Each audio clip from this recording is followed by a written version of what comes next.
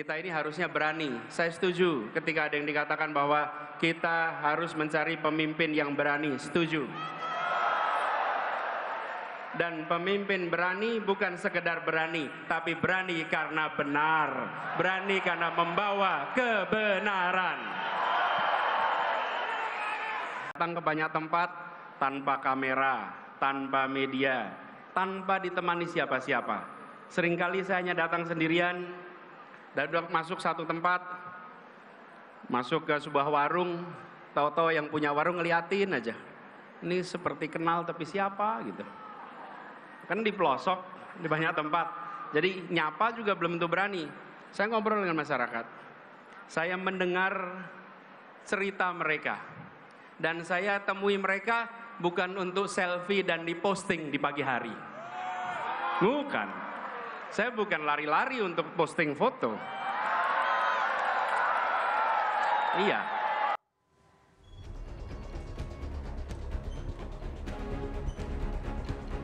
Terima kasih Anda masih bersama kami di Political Show. Itu tadi cuplikan dari pidato politik Anies Baswedan yang kalau dibaca ataupun didengarkan ulang itu sepertinya menyindir. Bang Ges, ini menyindir Presiden Jokowi dan menyindir Ganjar Pranowo maksudnya? Bisa diinterpretasikan begitu, bisa juga tidak. Tapi Anda sebagai pendukungnya gimana? Ini kan sebelumnya Presiden udah ngomong soal pemimpin berani di acara musra. Terus yang suka selfie lari-lari pagi-pagi di tempat-tempat umum kan Ganjar. Itu memang menyindir dua orang itu? Silahkan ditafsirkan. Oke, tapi sebagai pendukung Anda membenarkan Saya tidak ingin bicara itu. Kita bicara tentang gagasan yang tadi dibicarakan oleh Dedi. Apa gagasannya? Oke. Itu lebih menarik. Satu, tentang air bersih di Jakarta. Masyarakat di Pulau Seribu. Itu airnya harganya 34.000. Ya. Dikelola oleh Anies menjadi 2.500. Sama seperti masyarakat di daratan Jakarta. Masyarakat di Pulau Seribu kalau belanja itu ke Keramat Jati bawa ke sana jual lebih mahal. Oke, ini kita lagi membahas soal pidatonya Mas Anies soalnya. Ini soal gagasan Anies. Oke, Mas Anies kemarin nggak menyampaikan gagasan ini. Kemarin menyampaikan sindiran, Bang Ges. Soal gagasan. Jadi kalau kita berbicara tentang capres ke depan, kita bicara tentang gagasannya, tentang rekam jejaknya seperti apa yang dikatakan Valdo tadi. Oke, gagasannya kan mencari pemimpin yang berani tapi benar. Ya. Itu masuk sindiran nggak? Bukan mencari pemimpin yang suka selfie, lari-lari. Saya kira kalau yang soal berani tapi benar tidak sindiran. Itu adalah padanan kata. Semua pun tahu. Jadi itu hanya kebetulan saja ya. Iya. Pas kebetulan habis itu Presiden ngomong mencari pemimpin yang berani. Betul. Ya. Saya mau ke Mas Valdo. Mas Valdo merasa tersindir nggak dengan pernyataan tadi? Ya kalau Presiden ternyata. Ya kalau mungkin di DKI waktu itu gagasannya relevan ya. Tapi kan hari ini beliau ingin berbicara yang lebih besar. Seorang calon presiden. Yang sebenarnya kita juga nunggu-nunggu nih perubahan apa yang sedang dijanjikan gitu. Jadi dan apakah kampanye yang beliau lakukan hari ini memang sesuai dengan suasana kebatinan masyarakat yang mungkin tercapture di survei. Ya, soal survei-survei tadi. Jadi menurut kami apa yang sudah dilakukan hari ini Pak Jokowi kurang berani apa? Kita lihat beberapa tindakan-tindakannya juga wow gitu. Orang-orang berpikir begitu. Jadi sekarang Pilpres itu masyarakat itu menunggu sebenarnya gitu. Yang ingin menjadi hal yang di-capture oleh seorang calon presiden dan itu sesuai dengan batinnya. Gitu. Oke, jadi nggak merasa tersindir ya? Ya kalau kita kan kurang berani apa kita? Oke.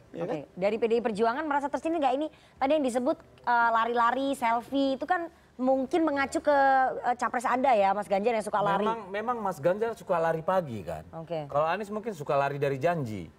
Jadi ya. Maksudnya apa itu? Ya kan banyak janjinya yang tidak terrealisir kan. Kan kalau mau saya baca kan panjang banget. Nanti kalau saya jawab jangan dipotong ya. Nggak apa-apa. Ya kalau mau dijawab juga nggak apa-apa. Malah kalau abang jawab terus saya silakan Jadi kalau gini loh, kita ambil contoh. Mau bandingkan aja lah zaman Ahok sama zaman Anies Baswedan. Ketika zaman Ahok orang setiap hari bisa datang ketemu dengan gubernurnya. Rakyat bisa melihat semua nomenklatur anggaran secara daring. Ya, report ada semua, rakyat bisa melaporkan seluruhnya kepada gubernur secara langsung gitu ya. Itu adalah bentuk transparansi. Ke depan harusnya ini nanti kalau Pak andai kata ini jauh-jauh ya, Pak Anies jadi presiden, jangan gini dong. Ya untuk mencegah korupsi, maka semua budget nomenklatur setiap departemen itu harus dibuka kepada publik supaya kita tahu. E-budgeting maksudnya? Iya dong, kan gitu nih contohnya ya. Jadi yang dilakukan oleh Pak Anies sekarang, saya terus terang melihat panggungnya tadi itu sebuah panggung teater yang sangat mahal dan begitu Amerika style ya, kalau saya lihat tadi itu mahal banget tuh. Pak Ganjar nggak akan mampu itu. Karena Tapi dia kan ada acara mampunya kan cuma lari relawan di pagi. Senayan. Jadi pas lari pagi, oh itu kan relawan yang buat. Ya, dia bisa ketemu banyak orang dan alhamdulillah rakyat senang ketemu dia. Amang itu salah. Kan dia memang calon presiden. Sebagai calon presiden, hal yang wajar dia melakukan. Karena sudah selama 8 bulan Pak Anies keliling Indonesia. Nggak ada yang nyinyir tuh. Nggak pernah disinggung sama yang lain. Jadi kalau Pak Ganjar keliling ke sana kemari gitu ya, ketemu warga pagi-pagi, kenapa sih mesti disindir gitu ya. Lalu soal berani. Memang harus berani. Berani karena benar. Berani capek, berani lelah untuk rakyat. Ya, jangan cuma berani duduk di ruang ber-AC, masuk angin, kerokan tiap 2 hari. Gitu loh. Harus berani juga keluar dari ruangan ber-AC. Jangan kalau sudah banjir tinggi baru turun. Gitu loh.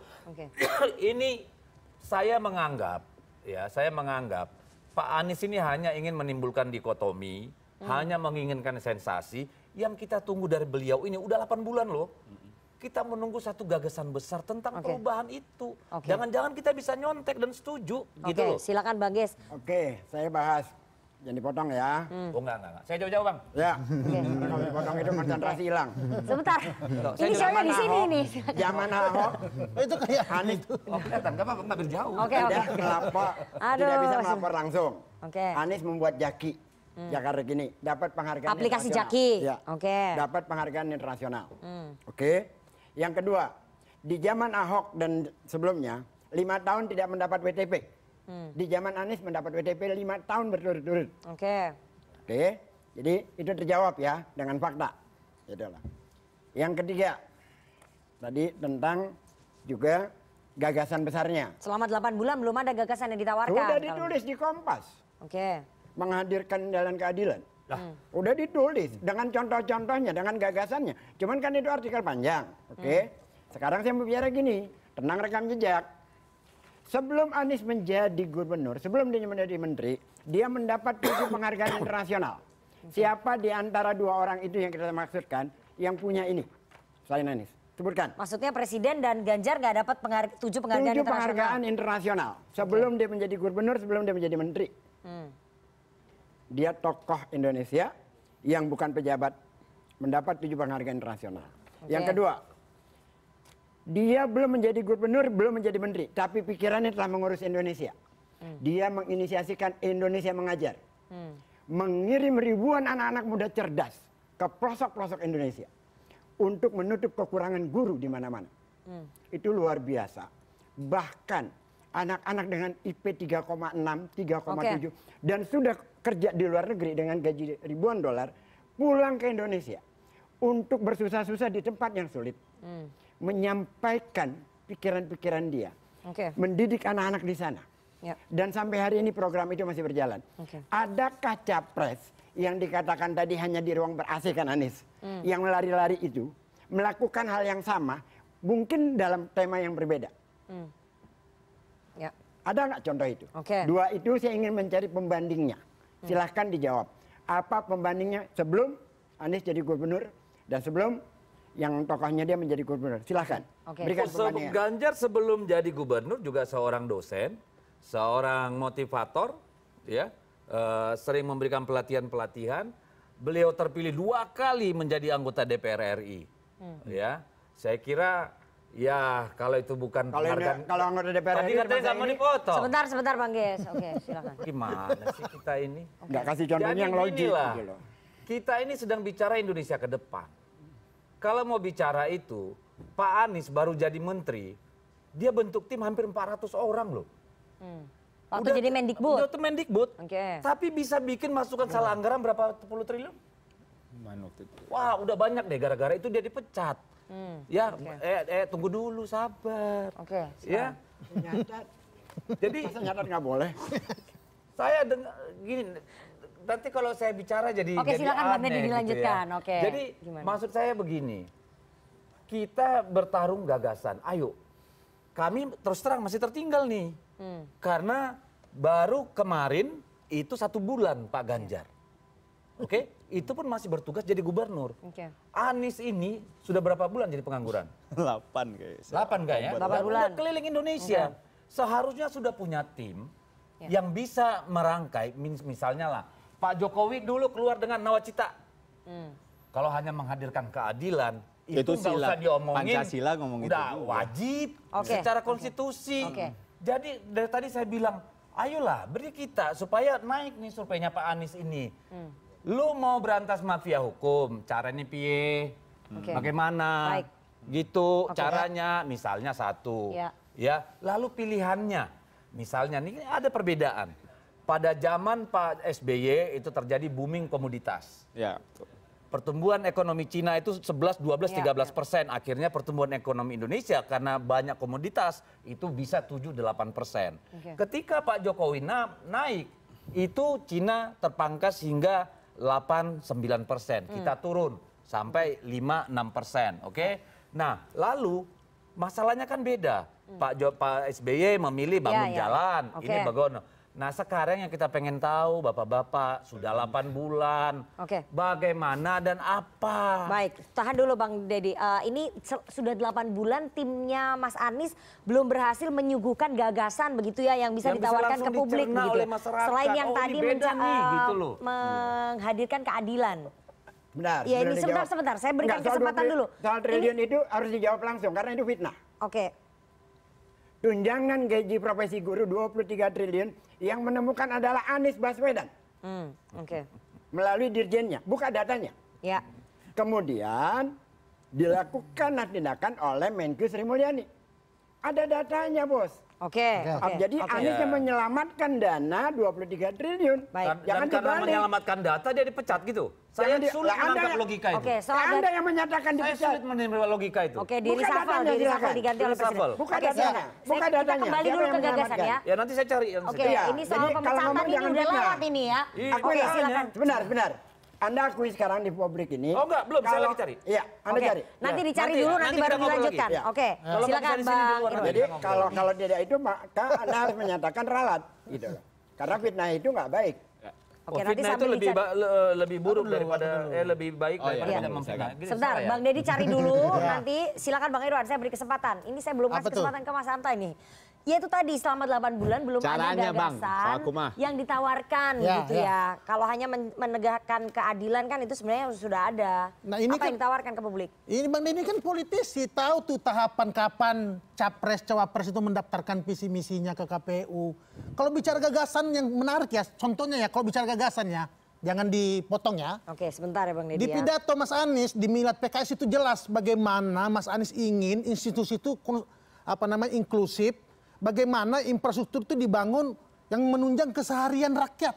Oke. Itu mengkritik bagaimana pembangunan infrastruktur Jokowi yang fokus pada jalan berbayar. Jalan tol maksudnya lebih Iya, banyak jelas. jalan tol dibanding jalan nasional. Bagaimana keberanian Mas Anies juga kemudian membandingkan data, membawa isu perdebatan Pilpres yang receh-receh ini kepada data-data yang konkret yang memang dibutuhkan oleh masyarakat nanti solusinya. Contohnya bagaimana kemudian Pak SBY membangun jalan gratis untuk rakyat itu memang lebih panjang dari Pak Jokowi. Oke. Ya itu bisa dibantah nggak? Ya kan? Itu bukan gagasan. Oke, jadi Tapi nanti kalau beliau berkuasa akan lebih banyak membangun jalan nasional daripada jalan tol. bukan gitu. bisa jalan Itu yang nasional, ditawarkan. jalan non berbayar, jalan gratis untuk rakyat yang memang menunjang keseharian rakyat. Ini biar saya Sebentar, cerita sebentar Bang dikit. Deddy, sebentar Bang Deddy. Jadi, Jangan dipotong dulu. jadi gini, kami tentu bicara pada proses ini bagaimana kemudian makin ya memastikan bahwa Mas Anies bisa kemudian ya menyelesaikan isu-isu yang aktual dan relevan nanti di masyarakat yang terkait yang tadi kan jelas tuh dikatakan bagaimana permasalahan penegakan hukum, demokrasi, permasalahan ekonomi, lingkungan hidup, juga reformasi birokrasi. Oke. Gitu loh. Ini yang mau dituntaskan. Kok diminta di sini dipaparkan? Memangnya kita ini Kayaknya nggak ada yang minta ya, Bang Deddy. gimana? Jadi gini, sih? Mbak Dari Irwan, tadi cerita minta- dikit, Mbak. Oke, Ini ya. minta gagasan Ini kan Anies yang soal disampaikan tadi di dia sini. bilang soal Oke. jalan berbayar nggak berbayar. Itu yang tadi saya bilang perbedaan fokus. Zaman Pak SBY itu, oke, ya dia sudah bangun sekian, ya. Pemerintahan Jokowi melihat yang kita kurang adalah karena biaya logistik yang sangat tinggi, membuat ketimpangan antar daerah, biaya logistik meningkat, sehingga apa? Fokusnya membangun jalan tol yang menghemat logistik, lalu pelabuhan-pelabuhan, bandara-bandara beriris, dan membangun jalan desa sehingga 300.000 kilometer, 3 juta kilometer. Jadi masa ikut 300.000, 316.000. Ya. Jadi masa mau dibandingkan sih, ini kan soal prioritas. Memangnya mau dibangun jalan baru sementara kita butuh menurunkan harga logistik kita. Kita butuh orang pulang Lebaran tidak nginap di jalan. Begini, saya bantah itu karena baru saja keluar datanya ya, logistik performance index justru makin turun peringkatnya. Aku baca itu. Ya artinya kalau membangun jalan, ya artinya kalau membangun jalan, ya, tujuan output dari pembangunan jalan itu bagaimana kemudian pertumbuhan ekonomi. Gimana cara bikin jalan nggak berbayar itu, Bang? Loh, bikin jalan itu ada investment di situ. Gimana caranya? Kasih tahu kita. Gue tanya dulu. Ya, ini anggaran negara ada 2.000. Jalan negara ini ada 2.000. Bikin jalan anggaran negara ada 2.000. Lu mau bangun jalan prioritas. Oke, anggaran untuk kesehatan? Oke. Anggaran untuk pendidikan mana yang menjadi prioritas? Berarti Pak Jokowi nggak memperhatikan jalan untuk rakyat. Itulah loh. Gimana sih? Loh, itu buktinya. Loh, kan jalannya sudah ada. Berapa banyak jalan baru mau ditambah? Kepuasan mudik tinggi loh, Bang. Saya di Komisi 5 yang mengurusi infrastruktur, Bang. Bahwa kemantapan jalan yang diwariskan Pak SBY di tahun 2014 itu 93,43%. 8 tahun malah turun 91,4%. Loh, artinya 80 tahun ini ada backlog anggaran. Jangan lupa. Untuk perbaikan jalan. Loh, yang menderita siapa? Jangan lupa jalan yang Abang bilang tadi itu kepuasan mudik tinggi loh. Tapi gini, bukan gini loh, mudik sekali dalam setahun. Di Papua sekarang jalan banyak yang nggak pernah ada. Di Sulawesi walaupun tidak sepanjang itu karena memang bukan fokus. Oke, sebentar, Bang. Anggaran dan kalau anggaran untuk jalan berbayar ini itu semangat banget nih belain Pak Jokowi ini. Itu investasi, Pak. Ini bagus. Bukan APBN. Ini bagus ini perdebatannya bagus. Jadi artinya gini, ke depan kita berharap pemimpin ke depan itu bisa kemudian menyeimbangkan antara tadi jalan berbayar dan jangan kemudian jalan untuk rakyat ini dilupakan. Jalan tol itu jalan berbayar buat rakyat loh. Bis itu lewat mana? Kan lewat tol. Ya, oke. Silakan Istana dulu ini. Istana ini. Tanggung jawab Istana ini yang menjawab. Anda harus menjawab. Sikapnya itu jelas. Sebagai calon presiden, Mas Anies mau ngomong apa aja dilindungi negara. Bebas. Tapi sebagai orang yang bekerja di pemerintahan, partai yang ada di pemerintahan, kita juga tahu prosesnya, kita tuh pengen tanya caranya apa. Bicara soal keadilan sosial, semua ngomong itu.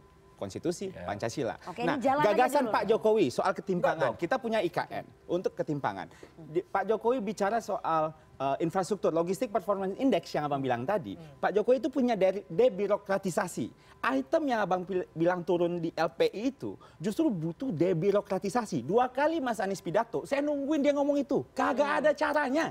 Kan itu yang pengen saya tanya. Caranya gimana? Gitu kan? Kan yang naik tuh infrastruktur dan custom. Ada beberapa item yang turun tracking dan sebagainya. Nah, itu kenaikan ini karena debirokratisasi yang dilakukan oleh Pak Jokowi. Dan tidak hanya itu. Jadi gini, kalau bicara infrastruktur tidak hanya jalan. Ada embung, situ, bendungan, dam, jembatan. Jadi udah 2 kali pidato. Kilometer. Besok kalau saya Pak Anies pidato lagi, saya akan nge-tweet nih. Gimana caranya gitu. Infrastruktur untuk keadilan rakyat itu bukan hanya jalan. Spam berapa banyak nambah?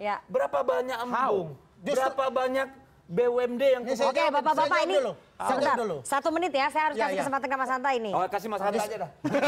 Sebentar, saya justru nih. tujuan dari pembangunan jalan itu bagaimana indeks performa logistik itu bisa naik, belum turun. Jadi sekarang turun. Artinya prioritas. Bentar dulu, kebijakan infrastruktur Pak Jokowi itu keliru. Kita bedah nih indeks ini nih. Ya, kemudian yang dikatakan tadi bangun spam, justru Pak SBY itu bangun paling banyak pada saat PNPM mandiri tanpa undang-undang desa.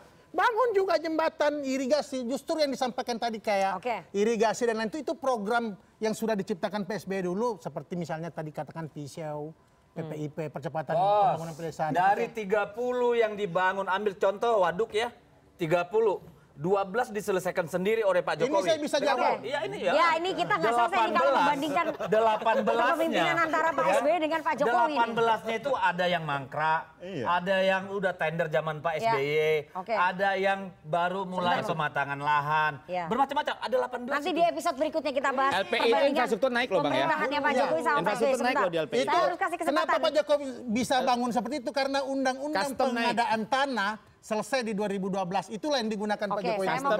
Sebentar, saya mau kasih kesempatan ke Mas Hanta. Mas Hanta ini Mari, dari Mas tadi. Hanta. Terakhir. Enggak, belum. Mas Hanta ini kalau melihat bahwa strategi campaign yang dipakai oleh Mas Anies tapi dengan approval ratingnya Pak Jokowi yang mencapai hampir 75 sampai 80% ya. Ini strategi yang bisa efektif karena kan ini mengambil positioning yang berseberangan ya dengan. Jadi ada dua. Pak Jokowi. Senjata politik Mas Anies itu kan ditujukan berbagai penjuru, tidak hanya ke Ganjar tapi juga ke Pak Jokowi. Bahwa Mas Anies sadar betul ada tingkat approval rating Pak Jokowi tinggi, jadi itu yang mau digerus. Dan itu sah-sah saja. Nah begitu turun, tingkat kepuasan kepada Pak Jokowi turun, itu ada implikasi kemungkinan besar elektabilitas Mas Anies naik. Nah ini yang belum dilakukan, saya kira itu yang sedang disasar. Dan itu eksperimen ya, lagi-lagi perlu dibuktikan. Tapi ini Nana, dalam perilaku pemilih itu ada 3, jangan lupa. Satu pemilih rasional, yang kedua pemilih psikologis, dan pemilih sosiologis. Pemilih rasional itu akan tontonan ini bagus ini. Saya kira bagus ini debat kandidat sudah, kalau begini debat kandidat nanti saya nanti kita harapkan debat kandidat kupas gagasan ya. Apapun ini bagus dari sisi rasional. Dan cara. Ya, yang kedua juga ada pemilih psikologis. Dia nggak fokus pada apa data-data tadi. Yang dia perhatikan bagaimana nyampaikannya, ramah apa enggak, dan seterusnya, tegas apa enggak, mantap apa enggak. Itu pemilih psikologis. Ada juga. Ada segmentasinya, harus disasar oleh semuanya. Yang ketiga adalah pemilih sosiologis. Pemilih sosiologis itu dia merasakan, oh dia terwakil saya karena wah sama-sama etnisnya kah, isu agama dan seterusnya. Itu sah-sah saja. Nah dari sini maka poinnya saya ingin mengingatkan kita semua ya sebuah kubu yang dilakukan oleh tim pemenangan termasuk kandidat itu bukan sekedar menyenangkan atau semakin puas, makin kuat basisnya masing-masing. Tapi mereka harus berusaha meningkatkan elektabilitas di basisnya. Bagaimana menarik undecided dan swing voters yang belum memiliki pilihan atau masih goyah itu ditarik dengan data untuk pemilih rasional, pemilih psikologis, sehingga data penting. Saya nambah pertanyaan supaya makin tajam. Karena itu datanya, karena itu survei data itu penting menurut saya. Tinggal Bang pilih yang diyakini, mana yang akurat, yang mana kredibel, itu penting dipilih supaya tidak kemana-mana ya, supaya ini selektif melihat datanya dan kalau tidak ada data nanti sulit untuk menjadikan peta jalan pemenangan itu. Faktanya dan iya, datanya. bisa juga. Itu sama. Saya ketika data survei dipakai, misalnya Mas Anies, PDIP juga semua partai beberapa melakukan. Dan Indonesia Democracy Watch itu mencatat Bang, saya kasih data menjelang Pilpres 2019 ya, yang tadi bilang nggak kuat. Kami surveinya selisih 1%, nomor 1. Mungkin karena saya ditanya, saya terpaksa harus jawab. Jadi tinggal jangan digeneralisir. Kayak tadi Abang harus selektif tuh. Jangan, kalau tidak selektif kan seolah saya mengeneralisir sama menjelaskan semua data. Padahal kan datanya, data saya kan hanya menjelaskan data saya. Nah itu mungkin keliru Abang melihat seolah-olah saya mengeneralisir semua data orang. Enggak, saya hanya 1-2 slide saya yang di awal. Tapi kan saya bisa klarifikasi gitu. Jadi poin saya, baik Mas Anies, Mas Ganjar, Pak Prabowo mau meningkatkan elektabilitas dengan strategi yang tepat. Dan saya ingin mengingatkan dengan segala hormat dengan Pak Prabowo dulu, biasanya keras mengkritik survei, bukan pada umumnya ya. Hati-hati itu bisa jadi tanda kekalahan. Harus diingat. Jadikan survei itu pegangan. Tidak harus selalu muajir dirilis. Kami 4 bulan sekali ya. Jadikan data untuk memberikan masukan, mengukur. Dan Mas Anies saya kira dulu juga berkecimpung di lembaga survei, bisa menggunakan mana data yang akurat dan tidak, yang bisa kredibel atau tidak untuk menjadi peta jalan.